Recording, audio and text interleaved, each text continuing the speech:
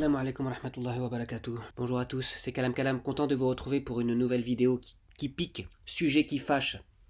Frapper sa femme en islam. On va voir, on va tirer au clair cette histoire parce que les zinzins de l'espace nous font des dithyrambes, des diatribes à ce niveau-là. Et bon, c'est marrant jusqu'à ce que ce soit trop en fait. Vous allez trop loin, donc on va vous expliquer comment ça se passe en fait en islam. En islam, comme on l'a répété, on l'a dit, l'islam ne se juge pas juste à la hauteur d'un verset et d'une traduction, d'accord. Si vous voulez comprendre vraiment l'islam, vous retournez comment dirais-je, au Coran initial, hein, la version arabe. Aujourd'hui, on a tous les outils nécessaires.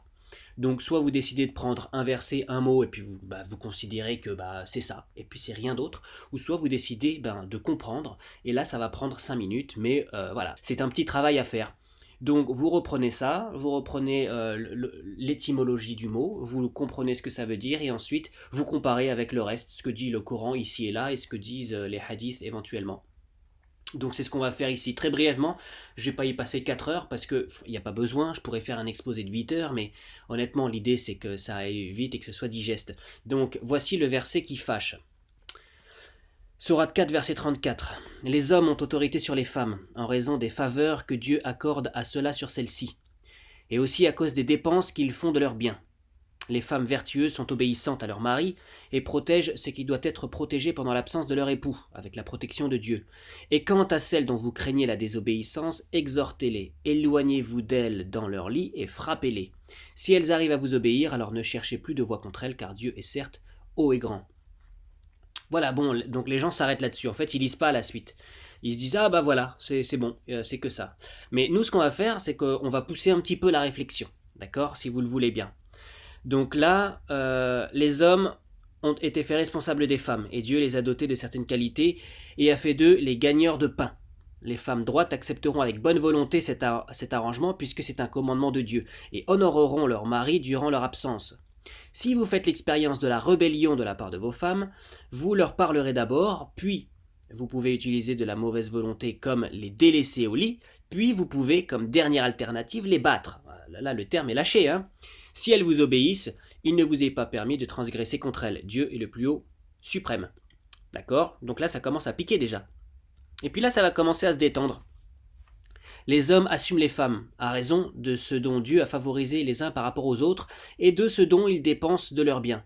Les femmes vertueuses sont dévotes, gardiennes du secret, en raison de ce que Dieu garde. Quant à celles dont vous craignez hostilité, exhortez-les, faites-les à part, éloignez-vous d'elles. Si elles vous désobéissent, alors ne cherchez pas de recours contre elles, Dieu est très haut, grand.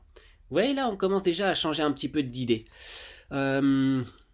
Nouvelle traduction, les hommes doivent soutenir les femmes avec ce que Dieu leur a accordé les unes sur les autres et pour ce qu'elles dépensent de leur argent. Les femelles dressées sont dévouées. Gardez les affaires personnelles privées pour ce que Dieu veille. Quant aux femelles dont vous craignez la désertion, alors vous les conseillerez et les abandonnerez dans la chambre à coucher et vous en séparerez.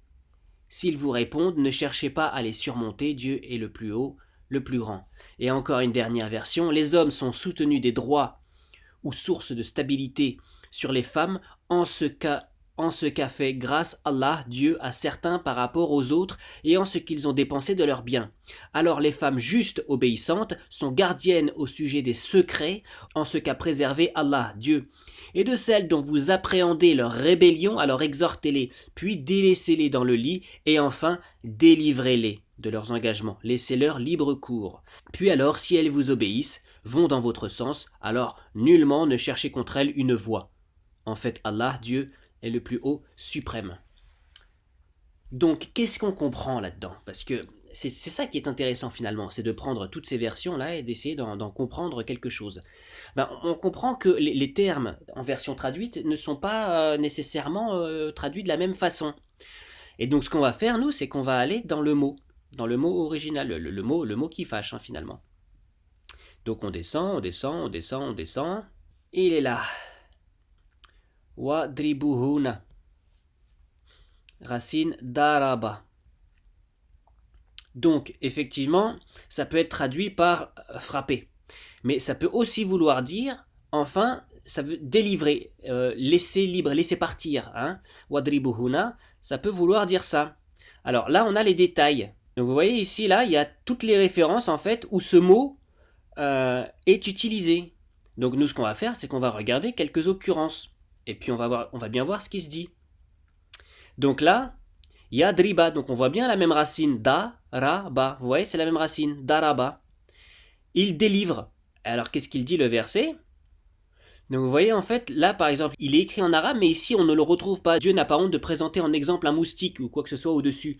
En revanche dans cette version on le voit, d'accord? Certes Allah jamais n'est gêné à ce qu'il délivre d'un exemple. Donc là daraba, Dieu n'a pas frappé un exemple, n'est-ce pas? Dieu ne frappe pas un exemple, Dieu donne un exemple, il délivre cet exemple, d'accord? Et donc là c'est bien ce qui est utilisé, yadriba. Ok, donc on va voir un autre exemple. Donc là, effectivement, le terme frapper le rocher. Frapper le rocher, adrib, délivre. Là, ils le mettent délivre, c'est frapper. Voilà, eux, ils le traduisent par délivre. Mais là, pareil, on ne délivre pas un rocher. Hein, c'est quand même. Alors que frapper le rocher avec son bâton, ça fait plus de sens. D'accord, mais il faut continuer. Hein, il faut aller plus loin. Apparemment, c'est pas suffisamment clair. Donc ici, ils furent frappés d'humiliation. Vous voyez? Mais frapper, là, c'est pas dans le sens de taper avec le poing. D'accord? Ils furent frappés d'humiliation. Et ici, ça a été traduit par et a été délivré, il a été donné libre cours sur eux l'humiliation. C'est délivrer une humiliation. Donc vous voyez, c'est pas si clair que ça. Hein? A été délivré, il a été donné libre cours. Daraba. Wa duribat. Wa duribat. Daraba. A été délivré. D'accord? Donc, il faut se poser la question, en fait, du coup, dans ce verset, qu'est-ce qui fait le plus de sens? Est-ce qu'on les délivre de leurs engagements, par exemple, matrimoniaux, ou est-ce qu'on les tape? Et ben, pour comprendre ça, comme on vous a dit, il faut aller dans le Coran et dans la Sunna. C'est très simple. Vous allez dans le Coran et puis vous regardez ce que Dieu dit par rapport aux femmes et aux hommes, à leur rapport. Sourate, les femmes. Hein? An-Nisa. C'est pas compliqué, les femmes. Verset 19. Ô les croyants, il ne vous est pas licite d'hériter des femmes contre leur gré. Ne les empêchez pas de se remarier dans le but de leur ravir une partie de ce que vous aviez donné, à moins qu'elles ne viennent à commettre un péché prouvé. Et comportez-vous convenablement envers elles.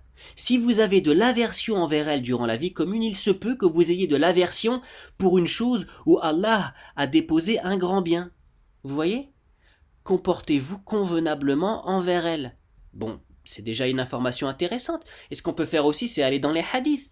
On va aller dans les hadiths, et puis on va lire. Donc, rapporté par At-Tirmidhi, qu'Allah l'agrée, authentifié par Shir al-Albani, bon, qu'Allah l'agrée, le messager d'Allah, alayhi salatu wassalam, a dit « Le croyant qui a la foi la plus parfaite est celui qui a le meilleur comportement, et les meilleurs d'entre vous sont les meilleurs avec leurs femmes. » Voilà. Donc ensuite, quand on retourne ici, qu'on comprend tout ça, on se dit, tiens, frapper sa femme n'est pas nécessairement le terme qui sied le mieux. Vous voyez? Et donc nous, c'est ça ce qu'on dit à ces gens-là qui s'empressent là de prendre des raccourcis, qui vont trop vite. On leur dit, vous allez trop vite. C'est pas comme ça qu'on fonctionne en fait dans cette religion. C'est la religion de ceux qui réfléchissent. C'est pas la religion de ceux qui s'empressent. Donc voilà, je pense que c'est assez clair, non? Ensuite, libre à vous de vouloir rester sur cette version-là, mais alors il faut vous demander pourquoi vous avez envie de rester sur cette version-là. Pourquoi vous avez envie de rester sur cette traduction? N'oubliez pas que traduire, c'est trahir. Alors, on comprend le fond d'un verset quand on a envie de le comprendre, et surtout quand on le lit au regard de tous les autres versets, finalement. Quand on le lit au regard d'un contexte, et qu'on comprend un petit peu le but de la religion, qui n'est pas de faire en sorte qu'on se tape les uns sur les autres, n'est-ce pas? Voilà. Donc, daraba, ça peut vouloir dire délivrer, laisser aller. Ça peut aussi vouloir dire frapper. Maintenant, à vous de voir quelle version vous choisissez. On regarde tout ce que je vous ai donné comme information. Voilà. Bonne fin de journée.